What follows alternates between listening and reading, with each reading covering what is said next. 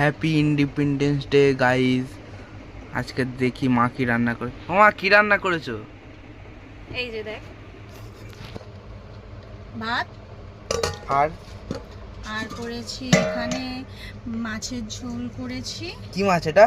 এটা হচ্ছে কাতলা মাছ আছে, মাছের ঝোল ঝিঙে দিয়ে ডাঁটা দিয়ে কাটোয়ার ডাঁটা দিয়ে ঝিঙে দিয়ে আলু দিয়ে ঝোল করেছি। এটা কি লেগ পিস?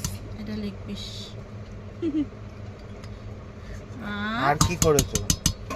আর করেছি, দাঁড়া এটা সরিয়ে দেই, এখানে করেছি বিট গাজর আলু ভাজা করেছি, আর লেবু আছে সাথে, আর আছে এটা আছে চিকেন স্টু। এটা হচ্ছে তোর জন্য, তুই এখন জিম করছিস সেই কারণে তোর জন্য এটা করেছি। চলো টাটা বাই বাই।